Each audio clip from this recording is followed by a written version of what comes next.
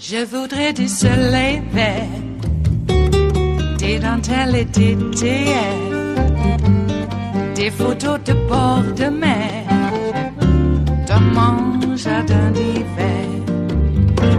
Je voudrais de la lumière, comme en Nouvelle-Angleterre.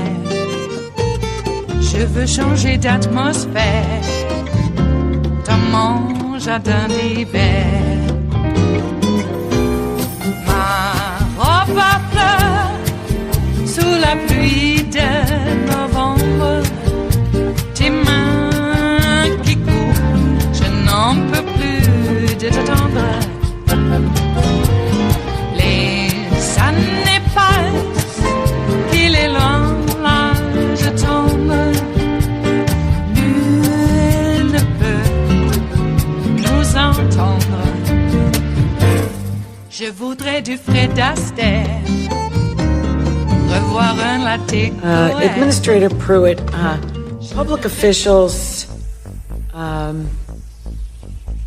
and public office have a public trust to live up to. We're called to hold ourselves to the highest ethical standards so that the people that we serve have the confidence that we work for them. Not for ourselves, not for special interests, but for them. In front of your title, administrator, is U.S. EPA, an agency that Richard Nixon founded. And I think if a public official loses the trust of people, and his or her ability is then becomes crippled because of the trust factor. Now, you have a solid record of breaking ethics rules from the state level right up to the federal government.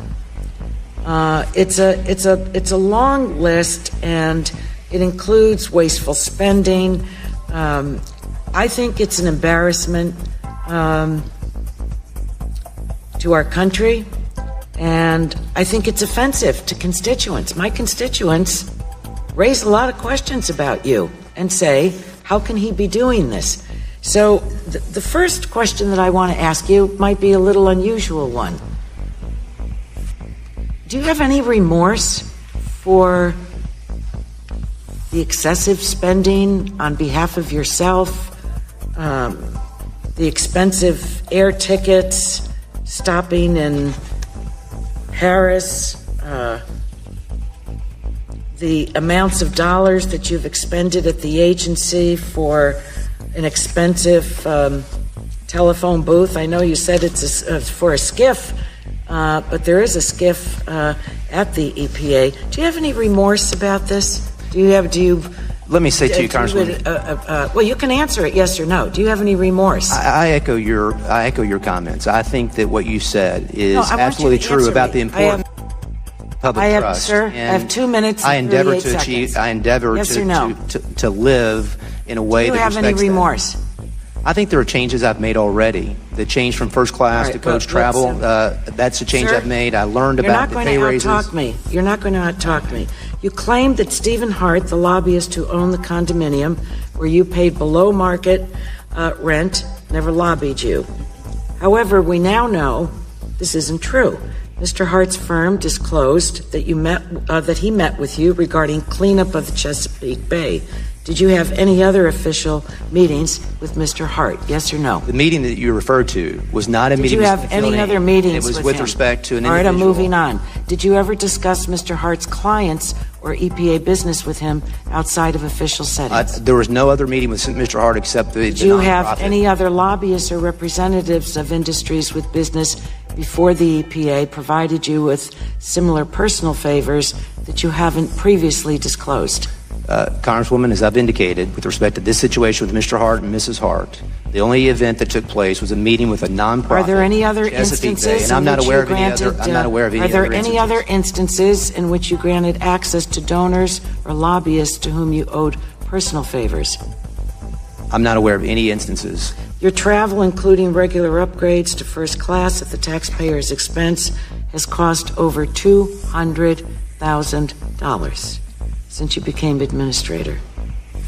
Are you reimbursing the taxpayer for any of that? We can provide you the analysis that occurred in June I don't need last any year analysis. with I know what respect to airline caused the tickets change cost to first to class, fly across the country and I've changed every that week. recently. No, so what are you going to? You didn't answer my question. I asked you if you're going to reimburse the taxpayers for the overage, and this includes 10 trips to Oklahoma as well. So, are you going to reimburse? Are you going to? What are you going to do about The travel office and the security team determine where I sit on a plane, and all trips that I've taken with respect to EPA dollars have been for official trips. Well, you know what? With all due respect, I may be elected, but I'm not a fool. That's really a lousy answer from someone that has a high position in the federal government. I mean, this is not a Dodge question day. We ask these questions on behalf of our constituents, and I don't really find you forthcoming. It is Friday, the 27th of April of 2018, and you are in West Coast Cookbook and Speakeasy. I am your chef de cuisine, Justice Putnam, and our daily special is Blue Moon Spirits Friday. That's right, because we are all Nighthawks in the Diner of Life. And, looks like, Paul Ryan fired the Jesuit priest as the house chaplain there because, apparently that Jesuit priest interjected a little bit too much religion in politics and got a little bit too much politics and religion for Paul Ryan's liking. Out you go, fella. Said a prayer for the poor, hoping basically what the priest had prayed for is that everybody would be treated equally under any tax bills and tax laws. And according to the gospel, according to Rand, Ayn Rand, by the way, poor people need to suffer. They're poor because, well, she didn't believe in evil necessarily, but if there was evil in the world, it was the poor people, and everybody else better stop giving them help because it's, that would be a sin. And out you go. Oh, yeah, so remember Sailor, okay? And remember, no one puts Sailor in the corner. No one. No one.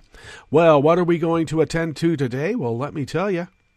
Of course, that was Representative Anna Eshoo from California, and Scott Pruitt is truly unable to out-talk her, and she warned him, you can't out-talk me.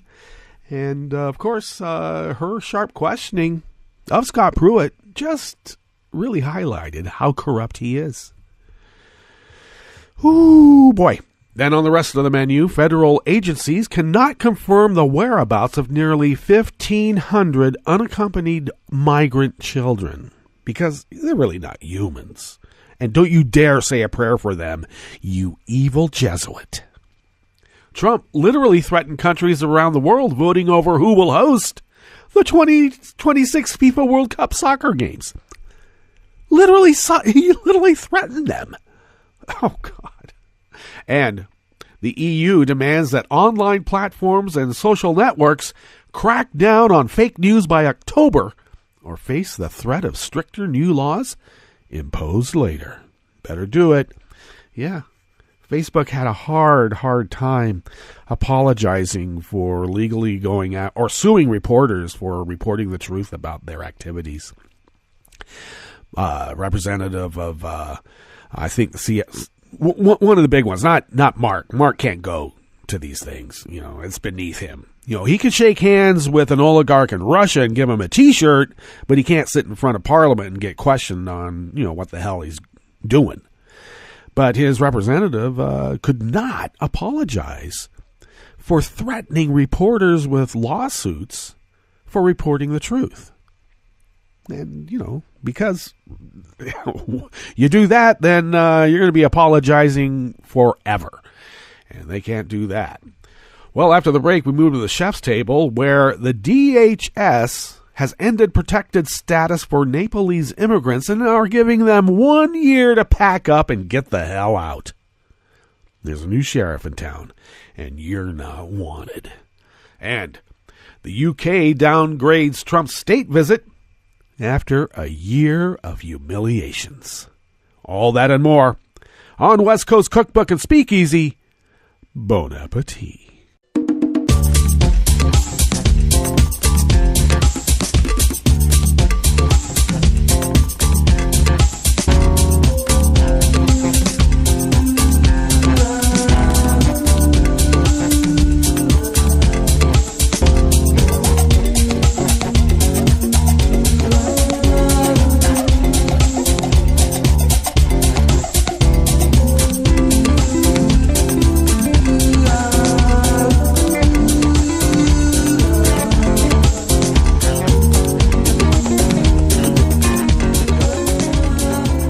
If you go to the bottom of our homepage at netrootsradio.com, the chat room link is there on the rightish of the page. Kelly Lincoln, our roaring girl, monitors that throughout the day.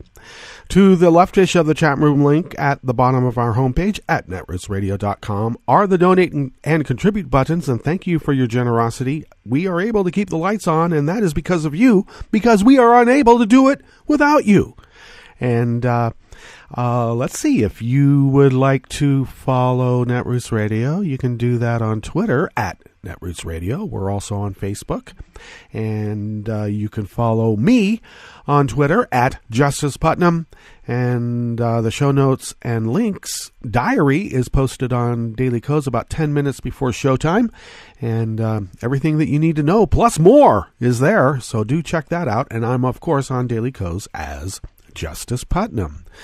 Podcasts of West Coast Cookbook and Speakeasy can be had by way of Spreaker, TuneIn, iTunes, etc., etc., etc.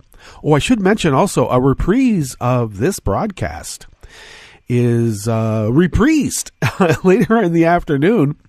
That would be 5 o'clock here on the West Coast, and that makes it 8 o'clock on the East Coast. Yes, indeed. So if you missed this morning's one, and you want to listen to it again in the late afternoon or evening, wherever you happen to be in the continental United States, wherever you are around the world, you got 2 chances each day, plus the podcasts where you can download or just listen on the on-demand play button there. On Spreaker, I know at least, and on the other platforms as well. And you can do that. Also, I guess I'm at that point now where I need to maybe mention whatever platform you're listening to the podcast on, would you rate and or review it? And that will push West Coast Cookbook and Speakeasy hopefully up the search list a little bit, because who but a madman would name their show starting with a W, which is like almost at the end of the alphabet. I mean, I should have had like A1 Cookbook and Speakeasy, but no, I had to go West Coast because I'm a poet, and I just like the way it feels when you say West Coast Cookbook and Speakeasy. Okay. All right, well, we better get into these stories here. And this first one is just so maddening. I mean, at least the Germans kept good records, you know? It was ghoulish, of course, but they kept copious records about what they were doing, and everybody got a number, and everybody knew where everybody was, because if one Jew escaped, that could bring down, the whole of the Nazi regime. You never know. Lock them all up, send them away to somewhere, even to the great beyond, and they did. But I don't know. You would think with the Teutonic, I'll say that again, the Teutonic influence within, our security state that takes care of all those others. I don't know. I mean, where's the pride? Where's the pride in your, Teutonic exactness? Where? It bothers me so. So 1,500 minor kids, they can't find them. They don't know where they are. They were supposed to take care of them. Now, I know their idea of taking care of them is, throwing them away in some, chain link fence compound, giving them a blanket, and I don't know, what would they give a kid these days?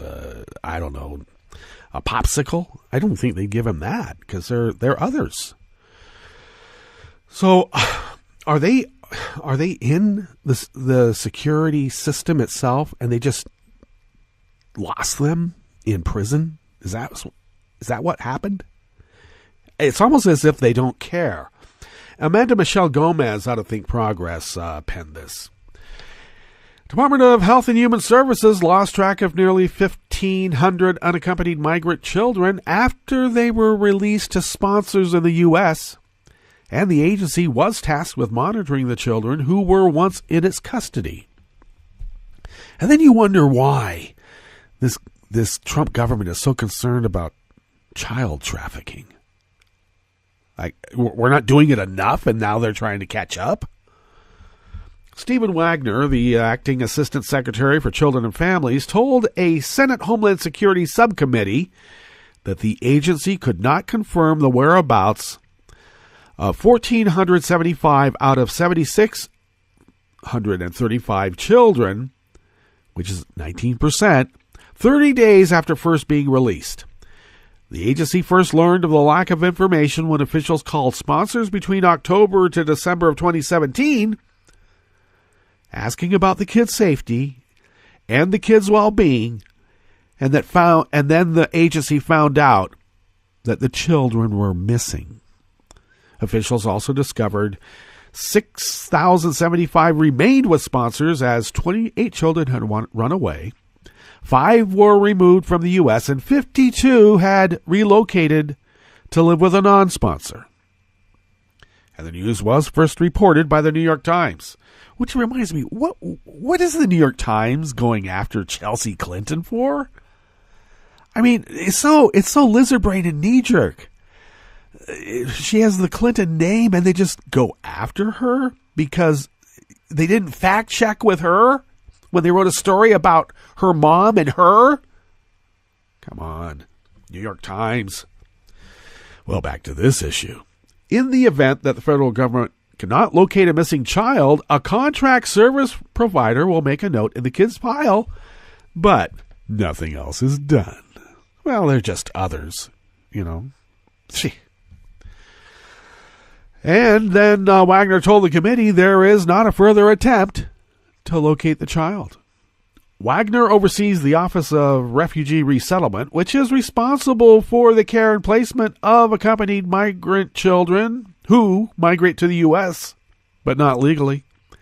I understand that it has been HHS's longstanding interpretation of the law that ORR is not legally responsible for children after they are released from ORR care.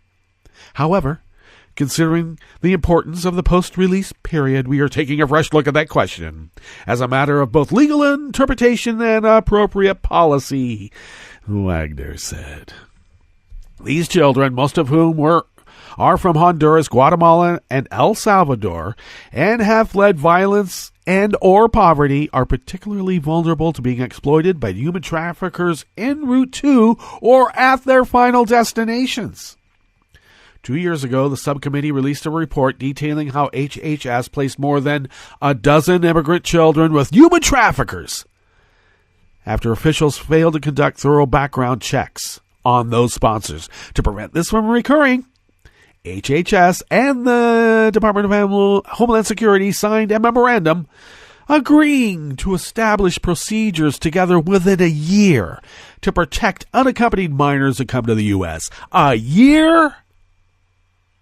A year? I am sorry. I turn this kind of stuff overnight. I turn it around overnight. You need a contract, an agreement between 2 or more parties? And it takes a year? Children who show up at the border are typically apprehended by Border Patrol or turn themselves in to DHS customs officials because they're coming here as refugees, by the way. Once processed, kids are turned over to ORR, which houses children in shelters until they can be turned over to sponsors who are usually family members already living in the U.S. As they wait for immigration court proceedings, the sponsors are supposed to go through background checks. Well, Senator Claire McCaskill noted that inaction is hypocritical given that this administration boasts of its robust immigration enforcement. These are children. Someone has to take responsibility for these children that are not showing up, and we have no idea where they are, especially if this administration thinks they are all gang members. You would think you'd get after that, she added, that the notion that these kids were gang members was stupid and untrue to begin with. But if you can demagogue a kid, well, Paul Ryan just fired a Jesuit priest for praying for the poor.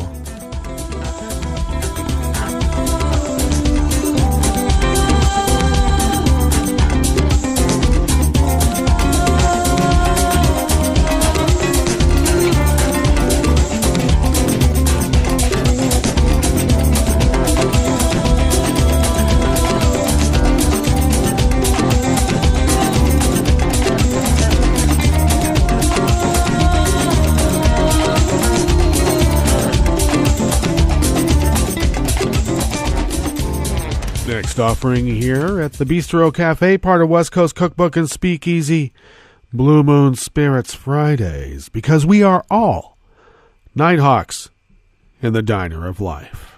Oh, yeah. Get your hopper on. I really insist. Get your hopper on.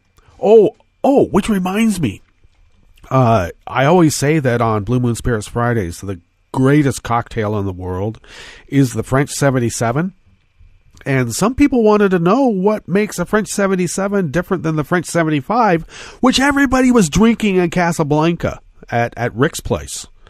Well, the difference is elderberry flower. Instead of simple syrup, the elderberry flower liqueur. And you get that in there. And it is, by my assessment, and people who are much more professional drinkers than I could ever hope to be, have stipulated that it is the most balanced cocktail ever invented. So do try it. And it's great on Blue Moon Spirits Fridays because we are all Nighthawks in the diner of life. Well, this next article is by David Badash, writing for the new civil rights movement by way of alternate. Okay, we don't ever say the P word. In the Netroots Radio style manual, the P word is not allowed. And it was actually way before the P tape ever came into general knowledge. We do not give the assignation of president to this guy. There's just, I don't know, too much confusion about what the hell is going on. So excuse me, we do some editing on the fly here. Okay. So Donald Trump last night, literally threatened countries around the world voting over who will host the 2026 FIFA World Cup soccer games. The U.S. has put together a strong bid with Canada and Mexico for the 2026 World Cup, Trump said on Twitter. It would be a shame if countries that we always support were to lobby against the U.S. bid. Why should we be supporting these countries when they don't support us? Including at the United Nations. Hey, sailor. Hey, Donnie. Remember sailor. Oh, my God. According to World Cup rules, countries in Europe and Asia, including Russia, are not eligible to host the 2026 games. The only other official bid is from Morocco. One of those shithole countries. Sports Illustrated's Grant Wall last month wrote, "We should not be surprised if the 53 African countries vote for Morocco, in part because Morocco is an African country, but also because I think it's pretty natural that a lot of these countries would not want to vote for the U.S. when it has a leader who has called African countries shithole countries." And the voting is next month. Trump has never before shown an interest in the World Cup, at least on Twitter. And, whenever he says, not many people know, means he never heard of it before in his life.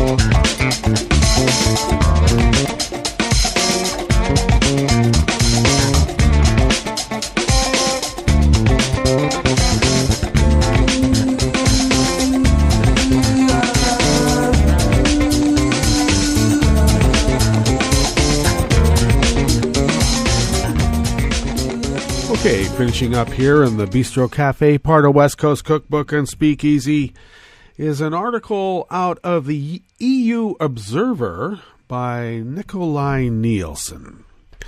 The EU is demanding online platforms and social networks crack down on fake news by October or face the threat of regulation being imposed at a later date.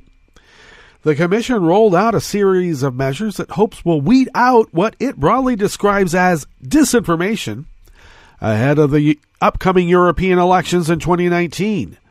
The plan includes a EU-wide code of practice on disinformation, which must produce measurable effects by October. Between now and July, we would like them, meaning the online platforms, to reach agreement among themselves on a code of conduct of best practices against disinformation, Digital Economy Commissioner Maria Gabriel told reporters. She said the Commission will be monitoring the progress, and if necessary, we will decide, she said, in December whether we will consider it advisable to adopt additional measures. It means online platforms will have to cut advertising revenue streams for anyone who spreads fake news and restrict targeting options for political advertising. It also requires, among other things, for platforms to provide access to more reliable information, increase transparency of sponsored content when it relates to elections, and include safeguards against disinformation. Did you know that Crooks and Liars and Think Progress and other liberal, there's a slew of other liberal news aggregates and podcasts and platforms that are essentially banned from like Twitter and other places because the right wing and the 4chan Bernie Bros and the Russian bots deluged these platforms and said that Crooks and Liars was spreading fake news. And yet there's no restrictions on Breitbart.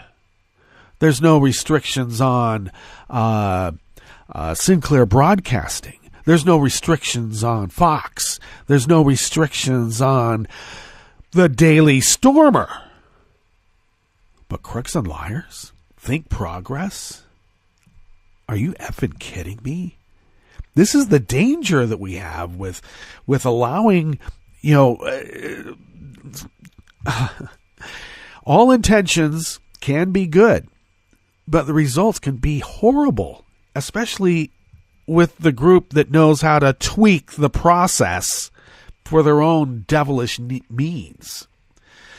Security Commissioner Julian King, who presented the plans alongside Gabriel, described disinformation as a threat to society and democratic institutions.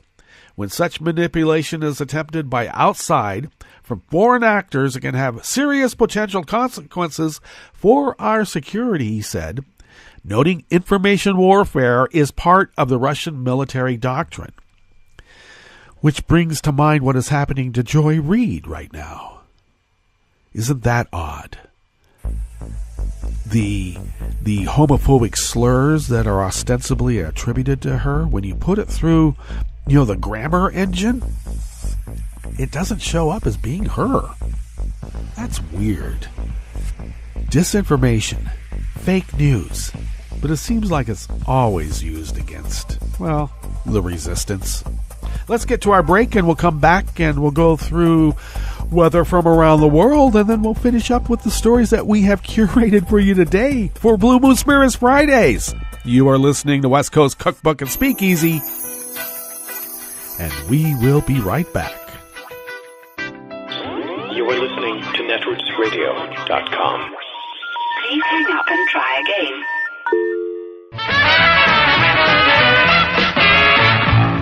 From a point at sea to the circles of your mind, a new force is at work for planetary transformation. New radio for a new Earth. This is Take Two Movie Review. I'm Mike Friend. This week, The Sound of Silence. In the best alien invasion horror pick to come along in a while, A Quiet Place will take its place as a genre gem. As we join the Abbott family on their isolated rural farm, we quickly learn that quietude is now required for survival. Through glimpses of newspaper clippings pinned up in the Abbott's basement shop, we learn only the basics, that creatures, who we first see for ourselves only in fleeting shadow, have taken over the world and are now on their way to eliminating humanity. They're blind and hunt by sound, and before the opening credits, we see what happens when a loud sound is made by the Abbott's youngest child. Since there's little dialogue, director and co-star John Krasinski, in a role about as far from The Office as you can imagine, moves the action with a dynamic score and effects mix containing the cues for life and death situational awareness. With uncanny effect, he also uses the close-up on facial expressions that have to substitute for dialogue here. The always great Emily Blunt and child stars Noah Jupe and the deaf in real-life Millicent Simmonds shine at conveying every emotion with next to no words. Some films like this would aspire to greater things with a side plot. A Quiet Place actually functions as well as a family drama as it does as a horror story. Simon's character Regan blames herself for her youngest brother's fate and is a fiercely independent adolescent, and Blunt's character Evelyn, in a lesser film, would be pregnant for all the wrong reasons. Here, it's because she and her family are not just survivors, they're the symbol that humanity's not done. And Lee, whose tinkering might just lead somewhere, ends up in a situation that most parents would call their darkest speculation. You shouldn't miss A Quiet Place, but enjoy your popcorn quietly. This has been Take Two Movie Review. I'm Mike Friend. Catch up with us at Take2MovieReview.com and feed us back on our page on YouTube.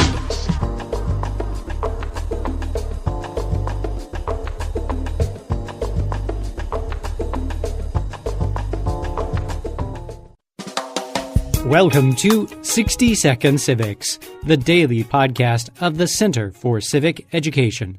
I'm Mark Gage. Several of the nation's leading historians have reflected on the reasons that the founders were unable to eliminate slavery. Bernard Bailyn, winner of the Pulitzer and Bancroft Prizes, contends that the idea of abolitionism did not exist in the era of the American Revolution. Bailyn writes, "Slavery was brutal and degrading. But as far as the colonists knew, slavery in one form or another had always existed. And if it was brutal and degrading, so too was much else of ordinary life at the lower levels of society. Only gradually did people come to see that slavery was a peculiarly degrading and uniquely brutalizing institution."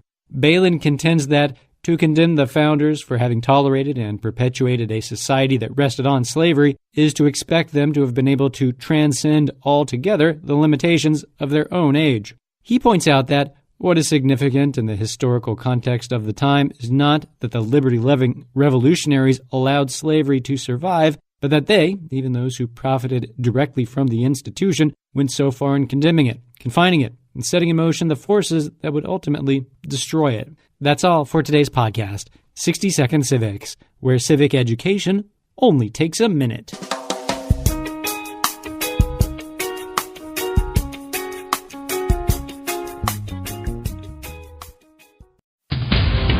This is Solidarity News on Radio Labour. This is a Radio Labour report recorded on April 26, 2018. I'm C-Marie Ainsborough. In Swaziland, a small country in southern Africa, the labour movement is struggling as best it can to win equality for women workers. But the challenges are many. Swaziland is ruled by King Mzwadi III, the last absolute monarch in Africa. In 2013, his government deregistered the Trade Union Congress of Swaziland, Tukuzwa, which had some 35,000 members.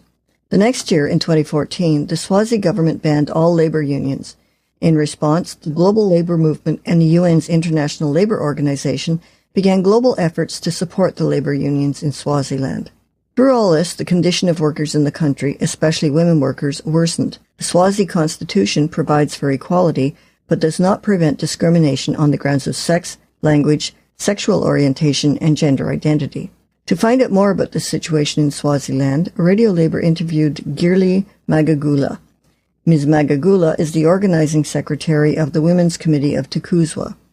She was asked about the struggle for women's rights in Swaziland. It is very, very challenging for women to know their rights. Some of them are ignorant with their rights, so they are vulnerable to abuse, and gender inequality prevails in that country. Because of that, women are left behind.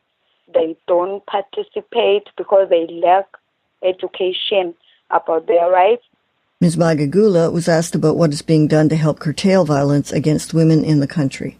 The situation there, as I've mentioned, that the lack of knowledge for women in Swaziland is what really leads to them being vulnerable to gender-based violence, because some of them, they don't have the courage to speak out because they are marginalized, they are suppressed due to the inequality in the country. Tukuzwa has introduced the women's wing, the committee that I'm part of. I am an organizing secretary for that committee. So we encouraged women to take charge, to be ready for leadership roles. We are in the process of capacitating them, empowering women, so that we try and close the gap of inequality in the country.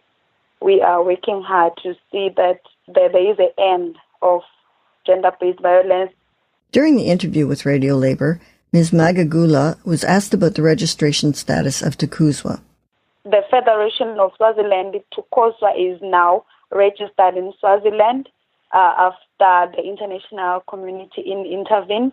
It was deregistered because it took a stand that it will not support elections that suppress women, that suppress the rights of humans as a whole, because you know very well that in Swaziland only the Inkundla system of government is allowed.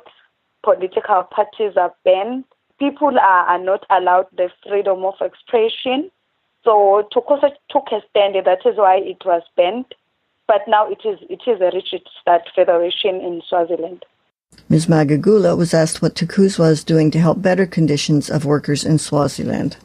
Tukuzwa is really trying to work hard towards that, because after its registration, it is working very hard to try and let everyone be involved in the federation movement, so that all the people in the country, they are well represented. The workers know their rights. They know what is due to them. They know how to stand up for themselves. Inequality in the workplace, so they are working toward achieving a lot in the country after registration. But indeed, due to the political state that country is in, it is really, really a challenge. So you can see the challenges that we are faced as a federation in that country and with that political climate. I'm Seamer Ainsborough. Radio Labour's newscasts are available on its website, Facebook, iTunes, union websites, and community radio stations. Follow us on Twitter at Radio Labour. Thank you for listening.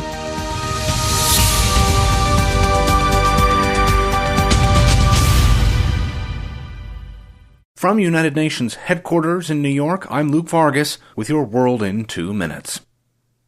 French President Emmanuel Macron says he believes President Trump will effectively withdraw from the 2015 Iranian nuclear deal next month, and he says he now views his role as helping to contain the fallout from that decision.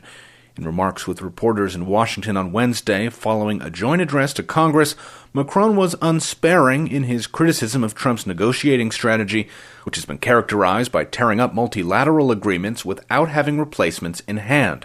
Quote, "It can work in the short term, but it's very insane in the medium to long term," Macron said. If Macron was unsuccessful in persuading Trump to change course on the Iran deal, it's unlikely German Chancellor Angela Merkel, who visits Washington on Friday, will have an easier go of things. When Merkel last visited the White House in 2017, she and Trump didn't even shake hands during an Oval Office press availability with photographers. And researchers at China's state-run University of Science and Technology say that a test site central to North Korea's nuclear weapons program has collapsed. The Pyongyang test site is buried deep beneath the more than 7,000-foot-high Mount Mantap and has played host to multiple underground nuclear tests dating back to 2006. Using seismic data and satellite imagery, researchers observed landslides after a massive nuclear test last September. In addition to setting back North Korea's nuclear program, a possible reason Supreme Leader Kim Jong-un has halted further tests and begun engaging in diplomatic talks to one day give up his country's nuclear weapons, experts believe damage to the Mount Mantap site last year could pose a health risk to those in North Korea and surrounding countries in the event radioactivity escapes the nuclear test site. Thus far, however, scientists in neighboring South Korea, China, and Russia have yet to observe any spikes in radiation. Luke Vargas, The United Nations.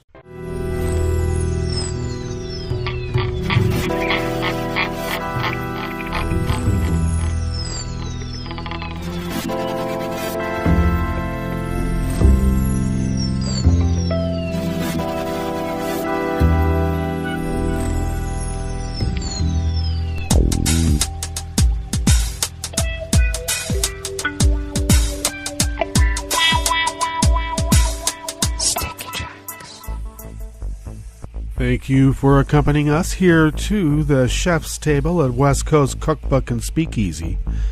Blue Moon Spirits Fridays, because we are all Nighthawks in the diner of life.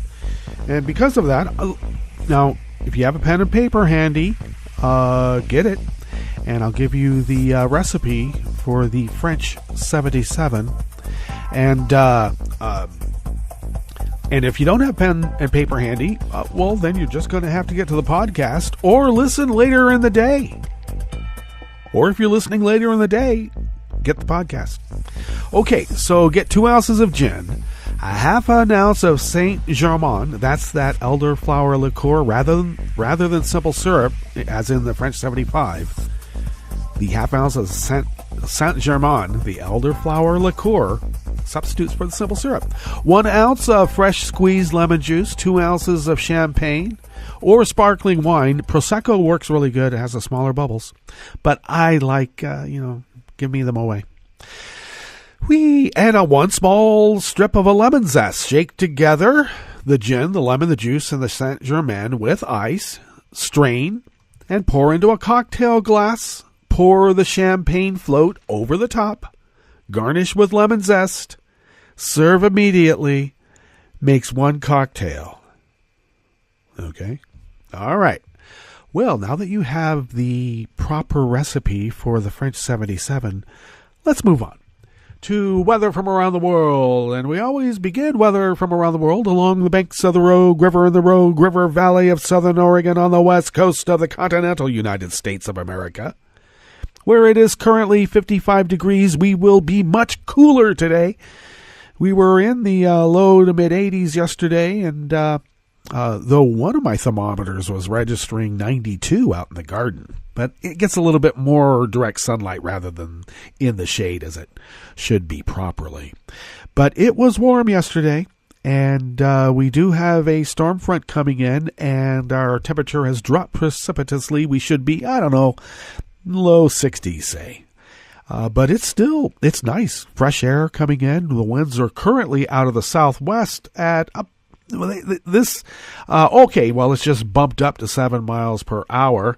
So I was going to say it's should be within the range of 5 to 10 miles per hour, because then winds will be shifting from the southwest to the west, or from the west at 10 to 15 miles per hour, which will be occurring all weekend as we get rain. Right now it's not raining, though we had a bit of the prelude mist blow through. And it should start raining pretty good here in a bit. We're expecting about a third of an inch today. And Friday and Saturday, we expect to get another 3/4 of an inch. So my garden will suck it up. I've got some heirloom tomatoes that are not only going to be beautiful, they're going to be tasty. And my herbs, just fresh herbs, rubbed right over the dish. How fresh can it be? All right. Well, looks like we don't have any data on air quality, though late last night it was considered to be good at about 14 parts per million. Pressure is holding steady at 29.86 inches. Visibility is at 9 miles, and humidity is at 73%, though I think that should be a little bit higher. Okay, weather from around the world is brought to you by people's personal weather stations that they purchased. These people planted these purchased personal weather stations somewhere on their property, and these people live around the world. The guy in London, or actually just outside London, is registering 52 degrees with rain. Paris is 66 degrees and sunny. Oh, God. And the flowers, the springtime flower smell, the narcissus, and just everything is so great. Paris in the spring. Rome is 78 and sunny. Oh, that's not so bad. Some people might think it's getting warm, but Rome in the spring is just as lovely. Kiev is 62 and fair. Kabul is 71 and partly cloudy. Hong Kong is 72 and clear. Tokyo is 64 and mostly cloudy. They did have a thunderstorm warning, but that has been lifted. Sydney, Australia is 60 degrees Fahrenheit with a rain shower. San Francisco is 64 degrees and cloudy. And New York is 50 degrees Fahrenheit and cloudy in the spring. Central Park, Greenwich Village. Oh my. And that is weather from around the world, brought to you by people's personal weather stations that they purchased. And these people planted these personal purchase weather stations somewhere on their property, and these people live around the world.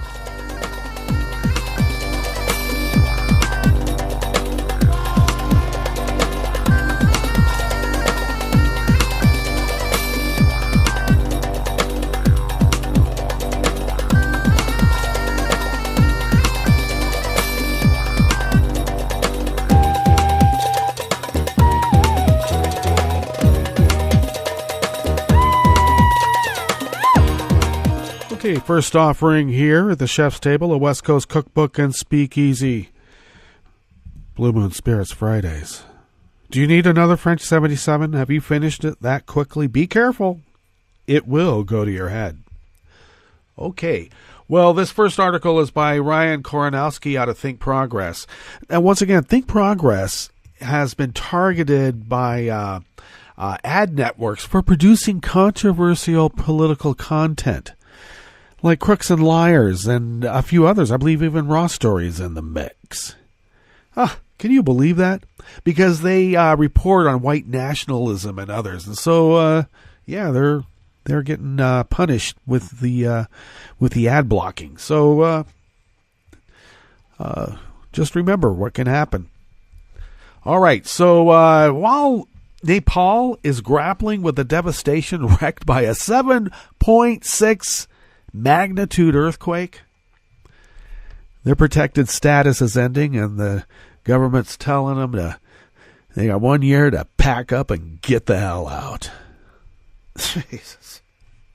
Well, Paul Ryan did fire the Jesuit priest, the chaplain of the house there, because he said a prayer for the poor. Just don't encourage them. Well, they scored another coup yesterday, being the Trump administration, in its effort to expel legal immigrants, as DHS ended temporary legal protections for about 9,000 Nepalese immigrants who have been living in the U.S. since their homes were devastated and decimated by a 2015 quake. On Thursday, DHS Secretary Kirstjen Nielsen, she's so pretty when she gives these proclamations. She is. That's why they put her there. announced the department was terminating the TPS program. That's the Temporary Protected Status program for Nepal. Nepalese immigrants in the country under TPS now have to find alternative legal methods to stay in the U.S. or get the hell out by the 24th of June of 2019. Following the 2015 earthquake, 15,000 Nepalese residents received TPS and now 9,000 remain in the U.S. DHS was required to decide whether to cancel or extend this status for 60 days before it expires, which would have been yesterday. Oh, I'm sorry, it would have been Wednesday. Wednesday was also the 3-year anniversary of the earthquake. Well, merry effing Christmas in April. Since the 2015 earthquake, conditions in Nepal have notably improved, Nielsen said in a statement explaining the decision. Additionally, since the last review of the country's conditions in October of 2016, Nepal has made substantial progress in post-earthquake recovery and reconstruction, but, yeah. All right, we know what's really going on here, don't we? They're not from the northern countries that we like. In Nepal right now, thousands of earthquake survivors are still living in makeshift shelters 3 years after the disaster killed almost 9,000 people and destroyed 850,000 homes. As funds dried up quickly, and in a country where about a quarter of the population lives under the poverty line, returning residents who had their TPS status revoked will likely have little chance to succeed. I mean, look at it. Look at it from Kirsten Nielsen's point of view. Look, we're not willing to help Puerto Ricans. And they're like part of us in a way. I mean, they're called a protectorate. Damn. It's a tourist spot, but with a bunch of brown people, and we're not going to even help those people. Do you think that we want to help people from half the world away? What logic is in that? All right. The TPS program, established by Congress in 1990, was created as an attempt to offer legal protections to foreign nationals of countries devastated by national disasters and armed conflict. It allows foreign nationals in the United States, initially with or without documentation, to stay here, obtain work permits, pay taxes, support their families, and otherwise live their lives. But no, they are not white. That's why it's such an uproar on the right wing.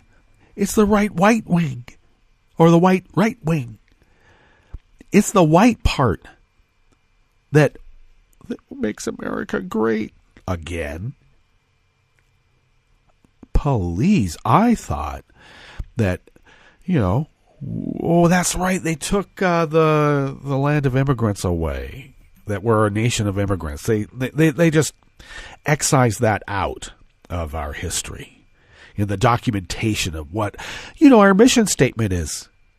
So, about 320,000 people in the U.S. have received TPS, mostly from El Salvador, Honduras, and Haiti, and many have deep family ties to America, some living and working here for 20 years. My God, they're among us.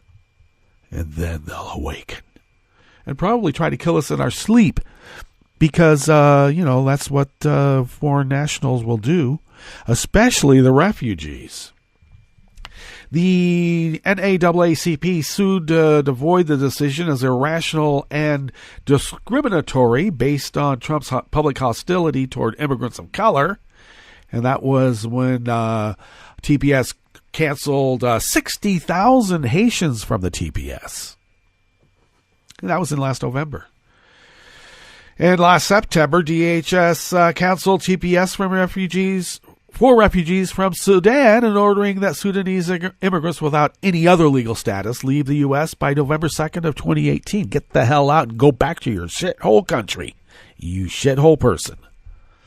Well, look, if we have a Jesuit priest that prayed for the poor getting fired, do you think there's really anything left in this vacuum that they call a soul for somebody who rings a prayer bell?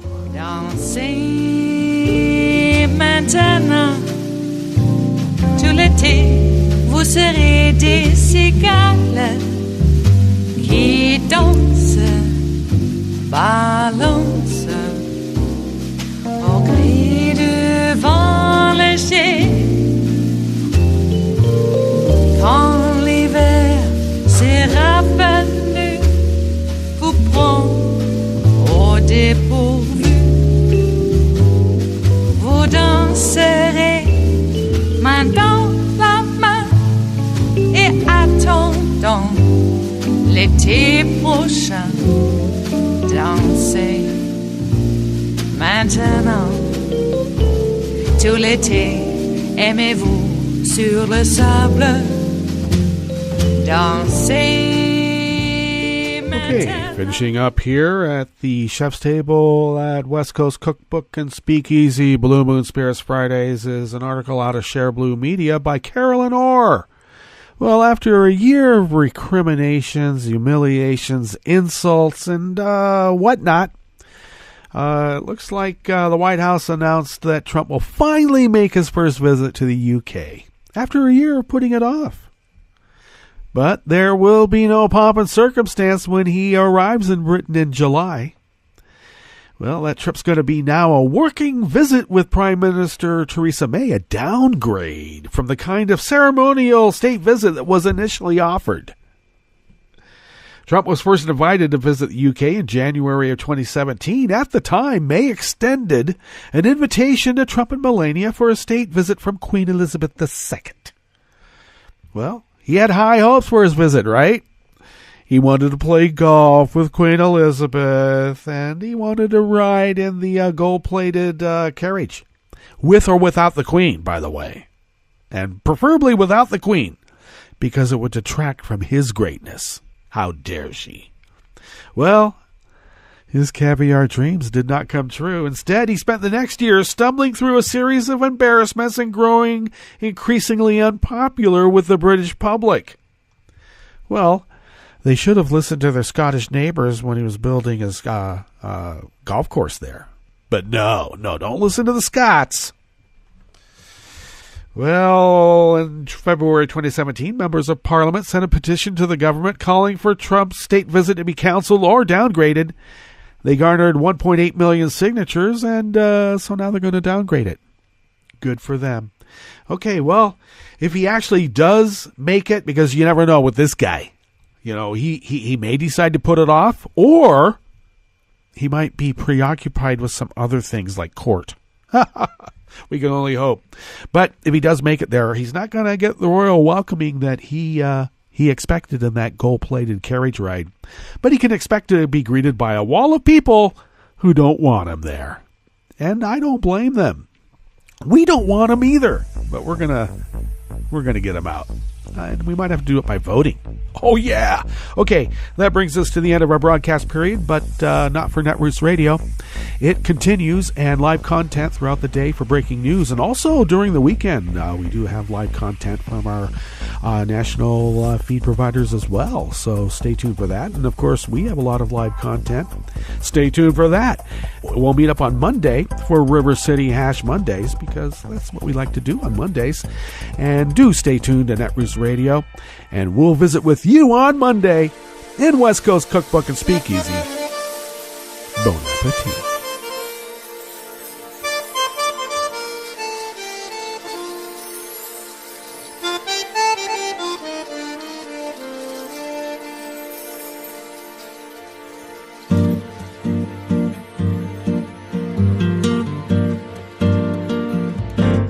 Je voudrais du soleil vert, des dentelles et des théières, des photos de bord de mer, dans mon jardin d'hiver. Je voudrais de la lumière, comme en Nouvelle-Angleterre.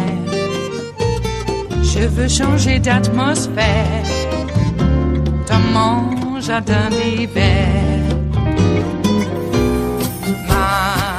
Ma fleur sous la pluie de novembre, tes mains qui courent, je n'en peux plus de t'attendre. Les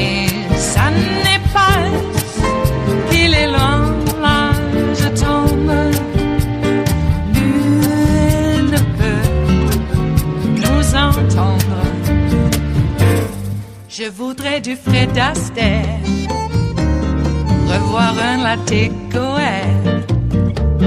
Je voudrais toujours te plaire dans mon jardin d'hiver. Je veux déjeuner par terre comme au long de golfe clair, t'embrasser les yeux ouverts dans mon jardin d'hiver. Ma robe à fleurs sous la pluie d'un novembre, tes mains qui courent, je n'en peux plus de t'attendre.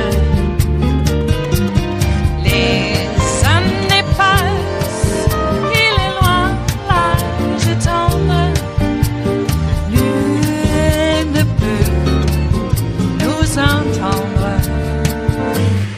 Ba-da-da-dum-di-da-dum, ba-da-da-dum-di-da-dum, ba-da-da-dum-di-da-dum, dans mon jardin d'hiver. Ba-da-da-dum-di-da-dum, ba-da-da-dum-di-da-dum, ba-da-da-dum-di-da-dum, dans mon jardin d'hiver. Dans mon jardin d'hiver, dans mon jardin d'hiver.